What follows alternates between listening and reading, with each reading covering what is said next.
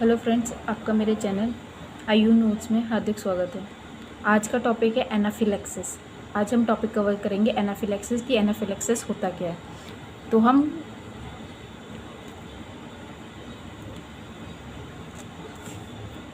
Topic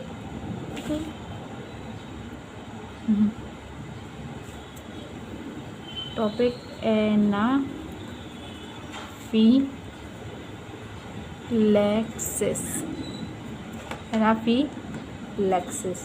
ये BMS third year का topic है। लाइफ सेविंग मेजर्स प्राण रक्षा विधि का एक और नया पॉइंट एनाफिलैक्सिस। तो सबसे पहले हम ना एनाफिलैक्सिस की डेफिनेशन देखते हैं कि एनाफिलैक्सिस होता क्या है। एनाफिलैक्सिस की डेफिनेशन में हम देखते हैं एनाफिलैक्सिस एक सबसे पहली बात तो ये एक एलर्जी रिएक्शन है। एलर्जी रिएक्शन है जो लाइफ थ्रेटनिंग कंडीशन तक हो सकती है। तो हम सबसे पहले यही बात लिखेंगे कि डेफिनेशन में हम सबसे पहले लिखेंगे डेफिनेशन में लिखेंगे anaphylaxis is a severe potentially life threatening condition।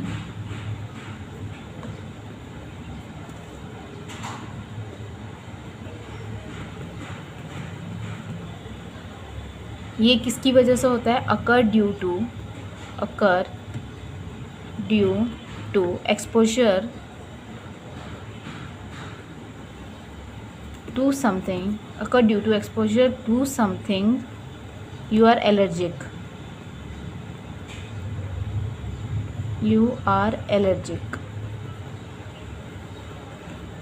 ठीक है।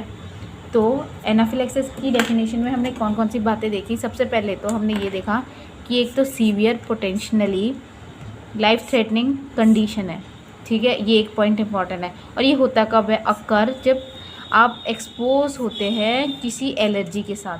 ठीक है, ये चीज़ें आ गई, ये दो चीज़ इंपॉर्टेंट आ गई इसमें। अब जो अगली लाइन हमें लिखनी है, ठीक है, वो ये है anaphylaxis is cause you to go into shock. मतलब आप एनाफिलैक्सिस में शॉक में भी जा सकते हैं। एनाफिलैक्सिस की कंडीशन में आप शॉक में भी जा सकते हैं, क्योंकि इसमें ना ब्लड प्रेशर ड्रॉप हो जाता है। क्योंकि वेसल्स क्या होते हैं इसमें डायलेट हो जाते हैं। वेसल्स डायलेट हो जाते हैं तो बीपी लो हो जाता है, और क्योंकि खून पहुंच नहीं रहा, वेसल डायलेट होने से ब्लड फ्लो कम हो जाता है, जिसकी वजह से बीपी भी कम हो जाता है। इसलिए तो हमें सबसे पहली बात ये लिखनी है इसके अंदर। अगला पॉइंट हमें ये लिखना है कि anaphylaxis can cause you to go into shock। blood pressure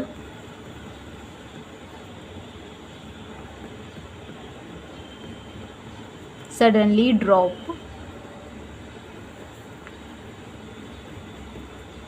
and airways narrow।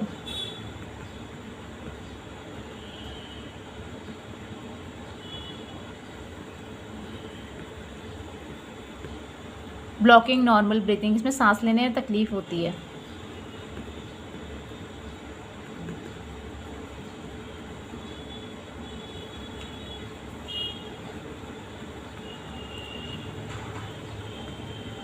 तो हमने इस वाली लाइन में क्या क्या हमने इम्पोर्टेंट देखना है। इस वाली लाइन में तो यही चीज़ इम्पोर्टेंट है।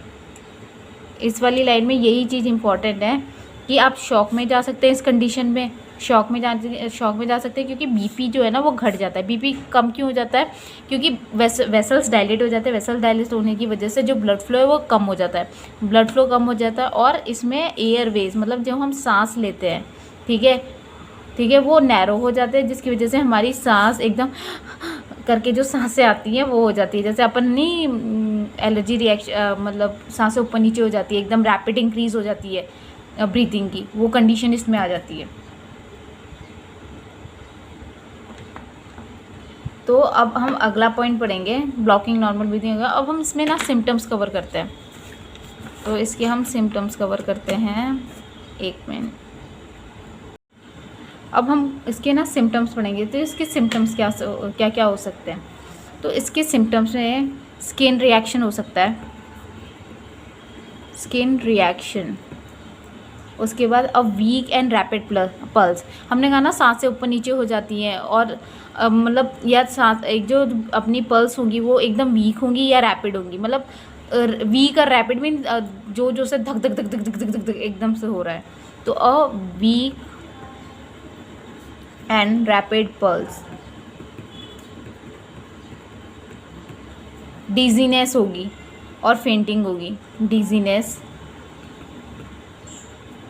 एंड फेंटिंग, चक्कर भी आ सकते हैं। उसके बाद constriction of airways and swelling tongue. सबसे पहले अपने एयरवे कॉन्स्ट्रिक्ट हो जाते हैं। Constriction of airways and swelling tongue.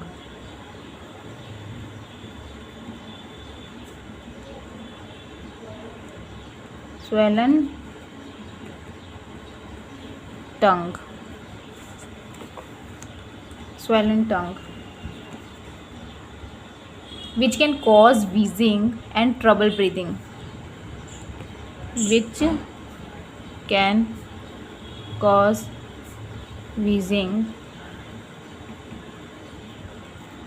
and trouble breathing.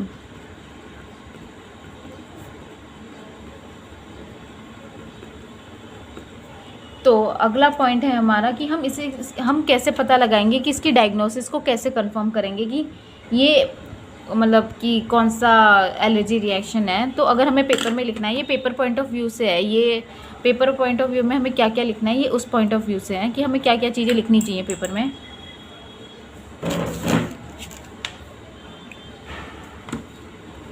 तो हम हैं कंफर्म डायग्नोसिस। अगला पॉइंट कंफर्म डायग्नोसिस। मेरी राइटिंग ज़्यादा अच्छी नहीं है तो हम इसमें स्किन टेस्ट करा सकते हैं और एलर्जी टेस्ट करवा सकते हैं। तो हमने 2 पॉइंट्स हैं इसमें, एक स्किन टेस्ट करवाना है और एक एलर्जी टेस्ट करवाना है। ठीक है, ये अगर डॉक्टर बोलेगा, वैसे तो डॉक्टर पूछता है कि आपने क्या क्या खाया, आप क्या खाते हो, वो आप जो भी आप खाते हो सबकी वो लिस्ट लेगा।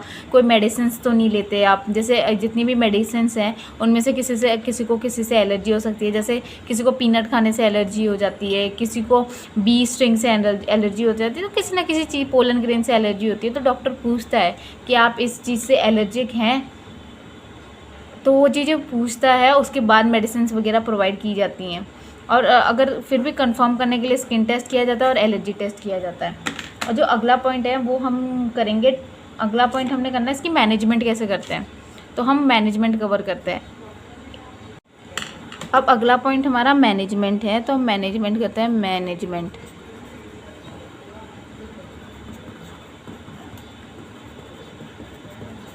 तो मैनेजमेंट में हमने सबसे पहला पॉइंट कवर करना है रिससिटेशन का। हमने सबसे पहले पेशेंट को रिससिटेट करना है। रिससिटेट करना मतलब उसे बचाना है। ठीक है, सांसें उसकी सांसें वगैरह सारी चीज़ें क्लियर करनी है। तो हम रिससिटेट करने के लिए पेशेंट के फर्स्ट स्टेप हमें करेंगे इसका एयरवे मैनेजमेंट करेंगे। टू रिससिनेट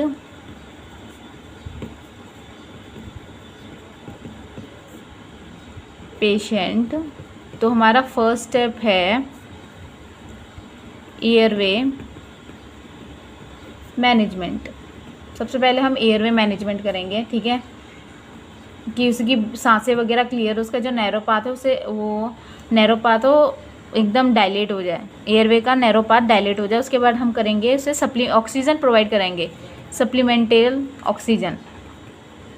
ऑक्सीजन प्रोवाइड करवाएंगे हम उसे। ठीक है, उसका अगला पॉइंट है लार्ज वॉल्यूम ऑफ आईवी देंगे, हम उसे आईवी फ्लूइड्स देंगे।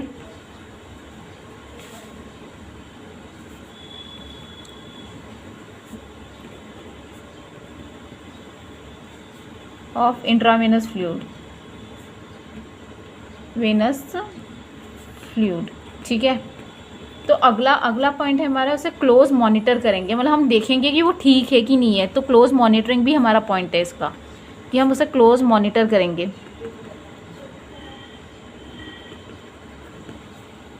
फिर उसके बाद हम जो अगला मेन पॉइंट है हमारा, जो प्राइमरी ट्रीटमेंट है, primary first line of treatment है, कि हम उसे एडमिनिस्ट्रेट करेंगे एपिनेफ्रिन,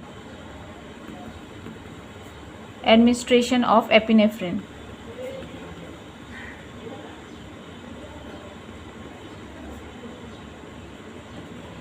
अब एपिनेफ्रिन में भी जो ड्रग हम प्रोवाइड कराते हैं, ये फर्स्ट लाइन ऑफ ट्रीटमेंट में आया है कि epinephrine is a treatment of choice. ठीक है, एपिनेफ्रिन। अब एपिनेफ्रिन के साथ ना हम एंटीहिस्टामाइन भी दे सकते हैं, ये हमारी चॉइस है, ये डिपेंड करता है, मतलब ये एडजेक्टेंट्स के नाम पे आप लेके चलो कि हम साइड में नॉन कॉमन ड्रग के रूप में दे सकते हैं। बट हाँ, एंटीहिस्टामाइन तो वैसे देनी चाहिए। एंटीहिस्टामाइन एलर्जी रिएक्शन, क्योंकि बॉडी में हिस्टामाइन ही रिलीज़ होता है एलर्जी रिएक्शन में, तो हमें एंटीहिस्टामाइन देनी ही पड़ेगी। ठीक है, तो ये पॉइंट अपना आ गया। उसके बाद जो एपिनेफ्रिन की ड्रग्स हम देते हैं ना, वो कौन सी होती हैं? वो एड्रेनलिन देते हैं। जो एपिनेफ्रिन हम देते हैं वो एड्रेनलिन है। जो एड्रेनलिन है ना, वो एक शॉर्ट टाइम ड्रग है। एड्रेनलिन देते हैं, इज़ अ प्राइमरी ट्रीटमेंट। तो ये एक एपिनेफ्रिन इज़ एड्रेनलिन, एक primary treatment, is the primary treatment. Primary treatment, मुझे ना अपनी राइटिंग सुधारनी पड़ेगी। Is a primary treatment. ठीक है, अब अगला पॉइंट इधर लिखूँ कि इधर ही लिख देती, थोड़ा नीचे कर देती हूँ।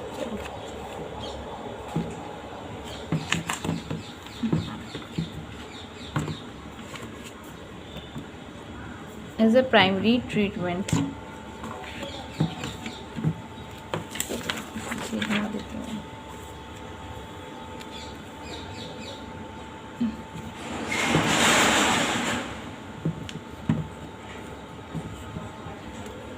Primary treatment. तो अगला पॉइंट है हमारा प्राइमरी ट्रीटमेंट।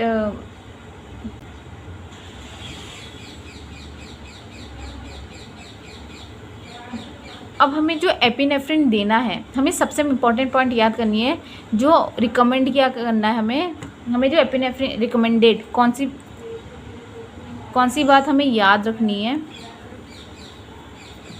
रिकमेंड किया है कि जो हम एपिनेफ्रिन देते हैं ना, ये लाइन इसमें देखते हैं, जो एपिनेफ्रिन हमें देनी है, वो ना हमें इंट्रामस्कुलर देनी है, इंट्रामस्कुलर देनी है, इनटू द मिड, और इंट्रामस्कुलर देनी है। और हमें कहाँ देनी है, किस पॉइंट पे देनी है? तो वो हमें देनी है mid lateral thigh, mid anterolateral thigh. ये है अपनी प्लेस कि पैर में, थाई में कहाँ देनी है। मैं पिक्चर लगा दूंगी यहाँ साइड में, आप देख लेना कि मिड एंटेरोलेटरल थाई कौन सी होती है।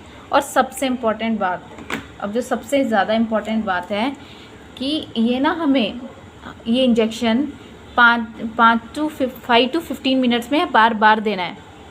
The injection is repeated. तो एक डोज देने के बाद दूसरी डोज 5 से 15 मिनट में हमें देनी है। एक वीडियो है छोटी सी, मैं आपको दिखाऊंगी, मैं उसका लिंक डाल दूंगी नीचे, वो वीडियो भी देखना साथ में। तो मैं डाल देती हूँ पहले अपना, हाँ, injection is repeated every 5 to 15 minutes.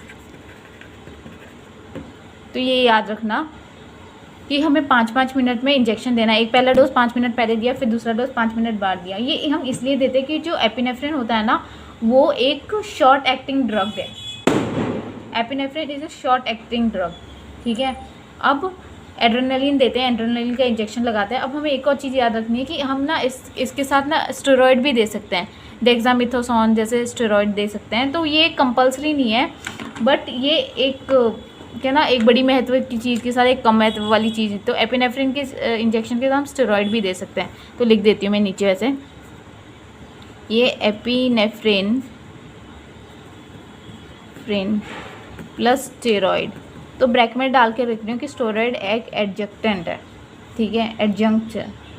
मेरी प्रोनाउंसिएशन थोड़ी वो है, ये सेकंड वीडियो है ना मेरी, तो इसलिए कोई ना।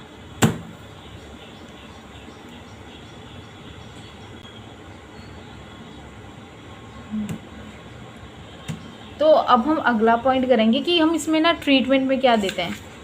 तो हम इसमें ट्रीटमेंट में सबसे पहले इसकी ट्रीटमेंट कैसी होती है, तो मैं नीचे कहाँ, इधर ही लिख देती हूँ। हाँ, जो इसकी ट्रीटमेंट है, ट्रीटमेंट में हमने सबसे पहली बात याद रखनी है कि हमने सबसे पहले इसे एपिनेफ्रिन का इंजेक्शन लगाना है, प्राइन इंजेक्शन एड्रेनलिन का। फिर उसे ऑक्सीजन प्रोवाइड करवानी है। ऑक्सीजन के बाद आईवी देनी है, इंट्रावेनस फ्लूइड देने हैं, आईवी देने एपिनेफ्रिन या इंट्रामस्कुलर भी दे सकते हैं, ठीक है, नहीं आईवी देने एपिनेफ्रिन एंड एंटीहिस्टामाइन। और वेसोप्रेसर्स दे सकते हैं। वेसोप्रेसर्स जो हमारी वेसल्स को कॉन्स्ट्रक्ट करती हैं, ड्रग्स जो हमारी वेसल्स को कॉन्स्ट्रक्ट करती हैं।